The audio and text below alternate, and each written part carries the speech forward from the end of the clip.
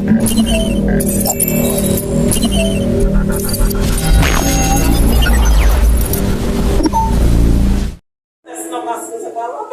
não sei agora se está perguntando, mas antes ela dizia que perguntava. E não é errado você perguntar por quê. Se ele vai responder o que a gente quer, é uma coisa. E aí, quando a gente estava ouvindo esse louvor, porque o próprio Senhor colocou no meu coração esse louvor, eu queria que vocês abrissem sua Bíblia no livro de Gênesis, no capítulo 12. A palavra não está comigo.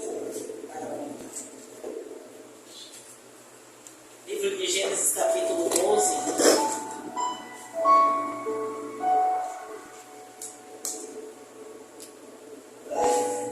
A partir do verso 1, que diz o seguinte. Gênesis 12, verso 1. Ora, o Senhor disse a Abrão: sai-te da tua terra e da tua parentela, e da casa de teu pai, para a terra que eu te mostrarei. Verso 2.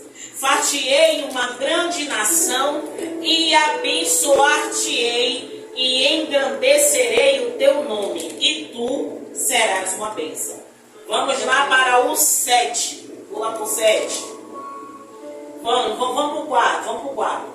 Assim partiu Abrão, como o Senhor lhe tinha dito, e foi logo com ele. E era Abrão da idade de 75 anos quando saiu de Arã. Verso 7.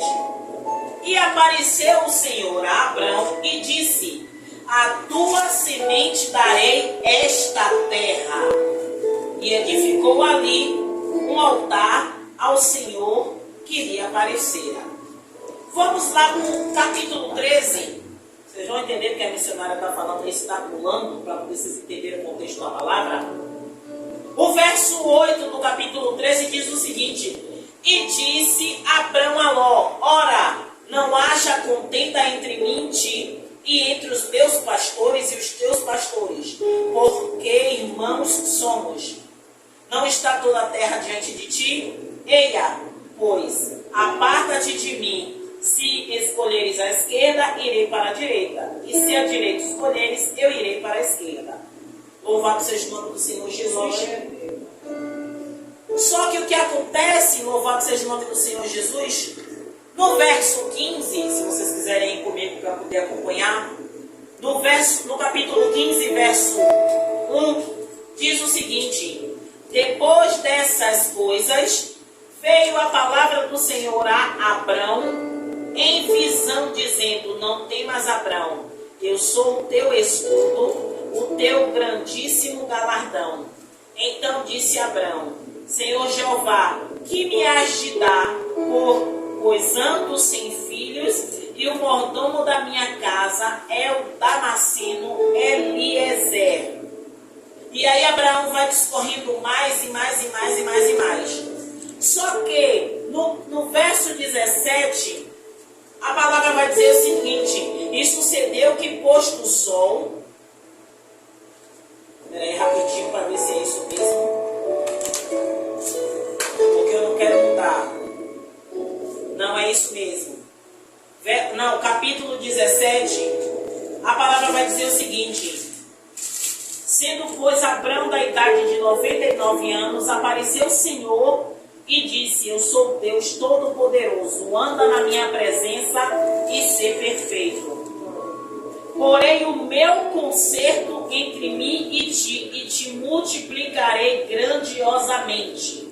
Parem aí neste momento que eu vou falar a você. Observe que eu comecei a contar para vocês a partir do verso 12, que é quando Deus faz a promessa a Abraão. Mas antes de fazer uma promessa, Deus dá uma ordem. Deus diz a Abraão: louvado seja o nome do Senhor Jesus, saia da sua terra, da sua parentela, da casa de seu pai, para a terra que eu te mostrarei. E no verso 2 Deus fala: eu far-te-ei uma grande nação, e abençoar-te-ei, e engrandecerei o teu nome, e tu serás uma bênção. Então, para mim, para você entender, antes de Abraão receber de Deus uma promessa, ele recebeu uma ordem. O que é que Deus está falando para mim e para você nessa noite? Tantas promessas nós, não foi? Mas antes da promessa tinha uma ordem. Mas na maioria das vezes a gente esquece da ordem. A gente se apega na promessa. Às vezes o que Deus falou foi algo simples. Às vezes a ordem de Deus é apenas um conserto. Às vezes a ordem de Deus é apenas uma restauração. Apenas a ordem de Deus é santificação. Eu peguei sobre santificação sexta-feira. Apenas a ordem de Deus é essa. Santificai-vos, porque amanhã eu farei maravilha no meio de nós. Às vezes é isso que Deus quer. Deus quer uma separação, porque santificação nada mais é do que uma separação. Para quê? Com Deus. É um particular com quem? Com Deus. Então Deus já fez diversas promessas para cada um de nós. Eu tenho certeza que Deus não fez só uma promessa. Mas até essa promessa se cumprir, para alguns já se cumpriu. Mas até essa promessa se cumprir, Deus, Ele nos deu uma diretriz para alguma coisa. Aí às vezes a promessa não demora de chegar. Só que Ele já está falando. Tem uma direção, tem um direcionamento. Você precisa cumprir algo. E olha o que aconteceu. Deus prometeu a ele, louvado seja o nome do Senhor Jesus, que ele seria uma grande nação. E lá no capítulo 15, se eu não me engano, ele vai chegar para Deus e vai dizer a Deus que ele não tem descendência. Ele vai chegar para Deus e vai dizer: eu só tenho um mordomo Eliezer na minha casa. Querendo dizer ao Senhor: Senhor, aquela promessa que o Senhor fez eu ainda acredito, mas eu continuo sem descendência. Eu lhe obedeci.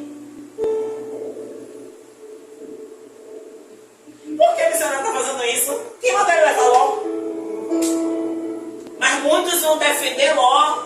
Vão dizer o quê? Não, porque Ló era jovem, porque tinha que levar. Eu não entro nesse âmbito, é com ele e Deus. Eu acredito que já estão lá, já resolvendo com Deus já essa história há muito tempo. Mas a gente tem que levar em consideração que quando Deus diz A, é A, não é A e é, A e I, A e O, A e U, é A. Por que a gente tem essa mania? Eu digo a você que quando manhã falava algo comigo, eu sempre fazia alguma coisa a mais. E na nossa vida, muitas vezes a gente faz isso. E às vezes é só um A simples, sabe? É algo que Deus quer fazer, mas Ele precisa da nossa disposição para isso. Louvado seja o nome do Senhor Jesus.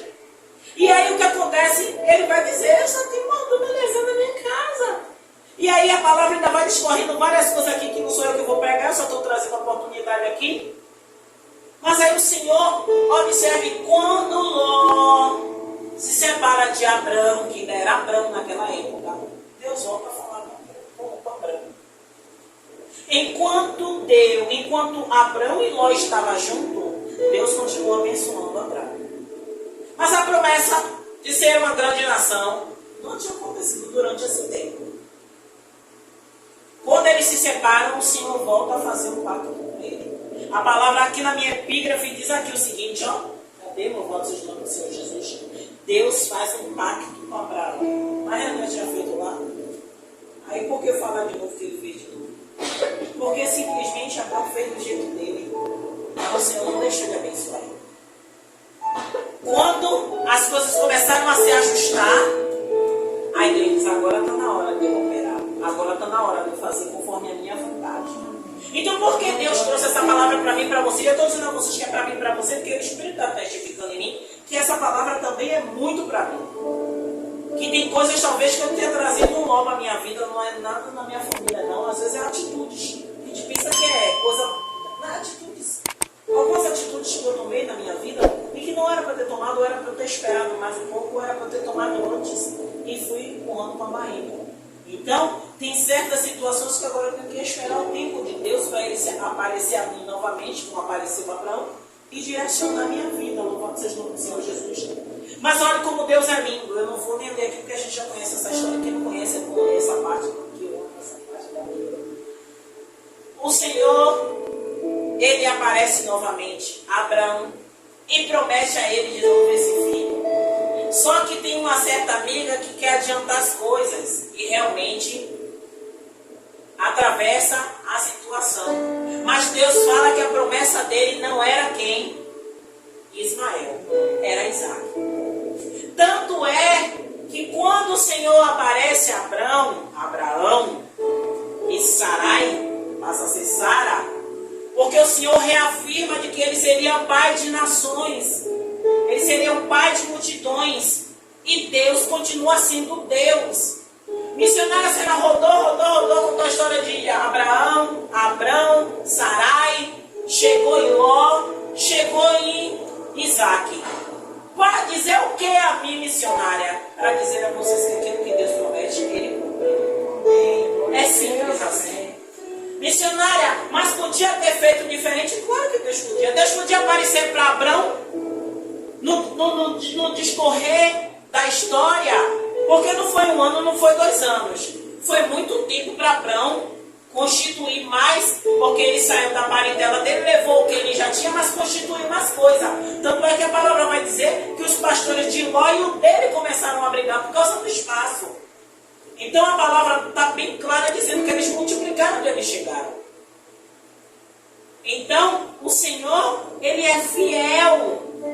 Então enquanto eu e você não se ajustar, igreja, quando se eu falar isso, eu começo a... Sabe, eu estou falando, mas eu estou me olhando lá dentro.